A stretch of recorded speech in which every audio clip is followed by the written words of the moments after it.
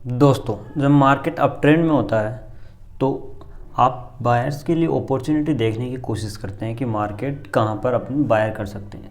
तो इस चीज़ों में लिए आप क्या हो जाते हैं, कहीं ना कहीं कंफ्यूज हो जाते हैं और एक आप अच्छा खासा प्रॉफिट नहीं कमा पाते।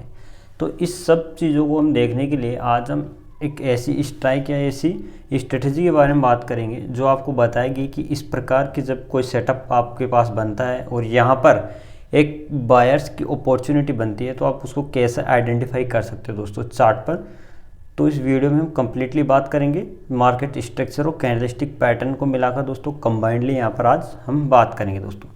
साथ ही साथ आप इस चीज़ को अब चार्ट पर एनालाइज कर सकते हो खुद कि ये मार्केट में कैसा काम करता है दोस्तों। जब मार्केट अप ट्रेंड में होता है और एक रेजिस्टेंस के बाद एक अच्छी खासी बुलिश कैंडल दोस्तों जिसमें बायर्स का क्या हो, फुल्ली कंट्रोल हो, एक स्ट्रॉन्ग कैंडल बनती है और जो नेक्स्ट प्रीवियस कैंडल से उनसे थोड़ी बड़ी हो और उसकी जो विक है दोस्तों वो छोटी होनी चाहिए और रियल बॉडी बड़ी होनी चाहिए।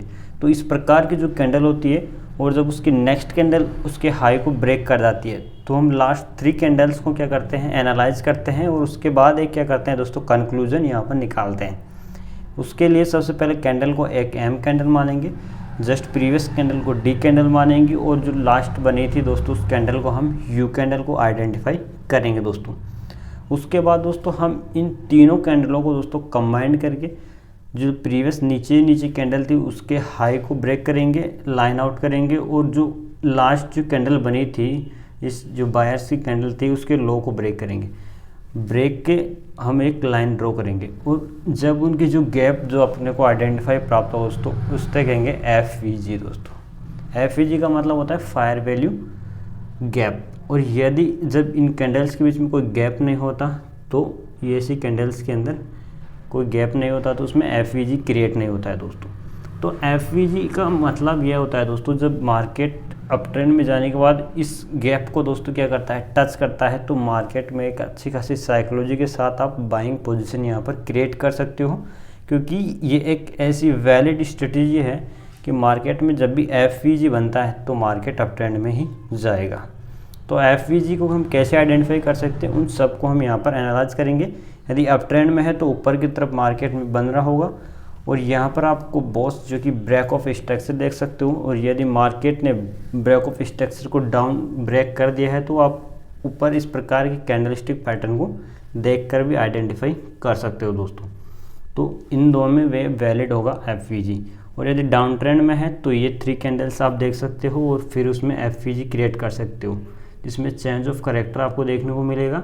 साथ ही साथ यदि डाउन ट्रेंड में कोच को दोस्तों ब्रेक कर चुका है तो आप FVG वहाँ पर भी देखकर वैलिड FVG यहाँ पर आइडेंटिफाई कर सकते हो। अब यदि आप दोनों जगह इस प्रकार का क्या करते हो, FVG क्रिएट कर लेते हो तो उसके बाद पॉइंट ऑफ ये होता है कि यहाँ पर FVG क्रिएट के बाद एक ये स्ट्रॉन्ग सपोर्ट का काम करता है, तभी तो यहाँ पर आपको एक बायर प्रेशर दिखने को मिलेगा और मार्केट का क्या होगा, अप ट्रेंड में मूव करने को मिलेगा। क्यों? क्योंकि जब भी मार्केट इस स्ट्रॉन्ग सपोर्ट के पास आएगा तो यहाँ पर एक बायर्स की अपॉर्चुनिटी बहुत ज़्यादा होती है दोस्तों। तो इस चीज़ को हम देखते हैं चार्ट पर। ITC का चार्ट है दोस्तों ये, और यहाँ पर आप देखिएगा लास्ट जो 3 कैंडल्स आपको यहाँ पर दिख रही है तो जब मैंने यहाँ पर लाइंस ड्रॉ की तो यहाँ पर एक गैप जो नज़र आ रहा है आपको यहाँ पर, तो वो FVG गैप है और वो वैलिड है दोस्तों। क्यों है? क्योंकि ये पिछली प्रीवियस कैंडल से ज़्यादा भी है, हाई और जो लो है दोस्तों दोनों के बीच में दिख रहा है। तो यहाँ पर ब्रेक ऑफ स्ट्रक्चर भी दिख रहा है, साथ ही साथ यहाँ पर एक अब जो आगे नेक्स्ट जो कैंडल्स का मूव दिख रहा है आपको मार्केट में, यहाँ पर एक वापस यहाँ पर एक सपोर्ट कैंडल रिवर्स से क्या बनी, हैमर कैंडल बनती है और कंटिन्यू क्या होता है, अप ट्रेंड रहता है। अब यदि नेक्स्ट कैंडल में हम FVG हर बार की तरह नीचे यदि आगे चल के भी बनता है ना दोस्तों तो भी मार्केट का क्या रहेगा, ट्रेंड अप ट्रेंड में रहेगा। ऐसे नहीं है कि मार्केट यदि थोड़ी देर बाद ही यहाँ पर टच करे। अब दूसरे चार्ट में देखते हैं बैंक निफ्टी के, तो इसमें जब ये एक लास्ट कैंडल बनी हुई है 3 कैंडल्स, यहाँ पर इसको M ड्रॉ कर सकते हैं, यहाँ पर U और जो सेकंड कैंडल थर्ड है उससे D। तो आप सोच रहे होंगे दोस्तों ये एक कैंडल जो बीच में है इसको मैंने D कैंडल क्यों नहीं कहा। ये आपको आगे दोस्तों पूरे वीडियो जब आप देखोगे तो कम्प्लीटली यहाँ पर समझ में आ जाएगा।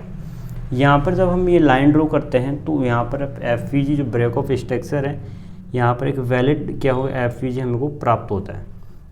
उसके बाद देखिएगा आप मार्केट में थोड़ा ऊपर नीचे जिगजैग करने के बाद मार्केट सपोर्ट पर क्या करता है, थोड़ा देर रुकता है, तो उसके बाद मार्केट वापस उसी क्या कहता है स्ट्रॉन्ग बायर्स यहाँ पर जनरेट करते हैं एक बुलिश मूव, और मार्केट पूरा का पूरा अप ट्रेंड में चला जाता है दोस्तों।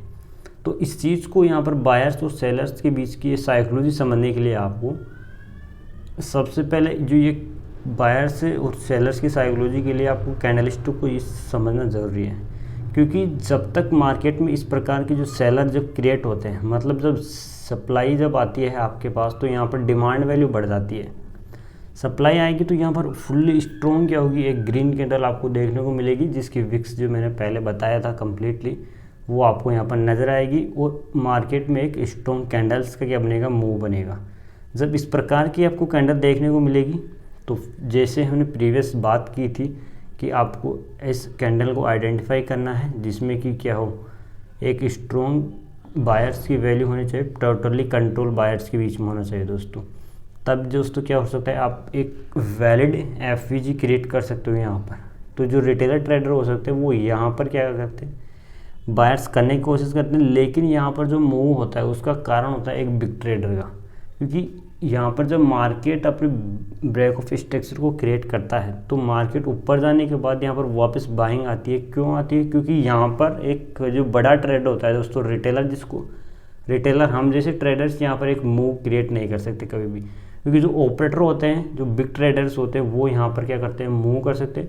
क्योंकि जैसे ही यहाँ स्ट्रॉन्ग एक सपोर्ट आएगा तो यहाँ पर रिटेलर्स तो यहाँ पर क्या करेंगे, न्यू ट्रेडर्स अपनी पोजीशन बनाने की कोशिश करेंगे, लेकिन साथ ही साथ जब एक सेलिंग पोजीशन बनती है तो यहाँ पर क्या करते हैं, सेलर्स जो पुट आउट जिसने बाइंग कर रखा था वो यहाँ पर क्या करते हैं, बाइंग करने की कोशिश करते हैं दोस्तों। तो एक तो न्यू ट्रेडर यहाँ पर घुसते हैं, साथ ही साथ जो सेलर्स थे वो भी अपनी पोजीशन शॉर्ट करने को करते हैं। तो यहाँ पर डिमांड जोन बढ़ जाता है, जिससे कि क्या होता है, मार्केट में एक अच्छा खासा अप ट्रेंड का मूव देखने को मिलता है दोस्तों। तो इस कारण से बाइंग और सेलिंग यहाँ पर एक डिसीजन हम ले सकते हैं, लेकिन एक एफवीजी के दोस्तों क्या करते हैं, एफवीजी जो है कभी भी ऐसा सिग्नल अपने को जनरेट नहीं करता कि आप यहाँ पर बाइंग कीजिए। आप इस चीज़ को देखने के लिए सबसे पहले प्राइस एक्शन को समझिएगा, फिर जाके आप क्या कर सकते हो, प्राइस एक्शन के बाद आप यहाँ पर बाइंग कर सकते हो। कुछ ट्रिकी प्राइस एक्शंस होते हैं जहाँ अब मैं आपको यहाँ पर दिखाने जा रहा हूँ। जैसे ये 3 कैंडल्स हैं, जो पिछले कैंडल में जो प्रीवियस जो मैंने बताई थी यहाँ पर, वो आपको यहाँ कॉन्सेप्ट पूरा क्लियर हो जाएगा दोस्तों। यहाँ पर जो एम कैंडल है, ये ऊपर की यू कैंडल है, और यहाँ पर आप इसको डी मान सकते थे, लेकिन ये एक डी कैंडल नहीं है। क्यों नहीं, क्योंकि ये जो लास्ट बड़ी कैंडल है इसके बीच के अंदर दोस्तों, ये दोनों कैंडल्स का क्या है, हाई और लो इसके अंदर ही है। तो जो लास्ट कैंडल होगी वो यहाँ पर डी कैंडल आइडेंटिफाई करेंगे, और यू कैंडल्स के बीच का जो गैप है उसको हम एफवीजी क्रिएट करेंगे। जो सेकंड है दोस्तों, उसके अंदर यू और एम तो है, लेकिन जो एक बीच की जो लाल कैंडल है उसका हाई इन सबसे ऊपर है।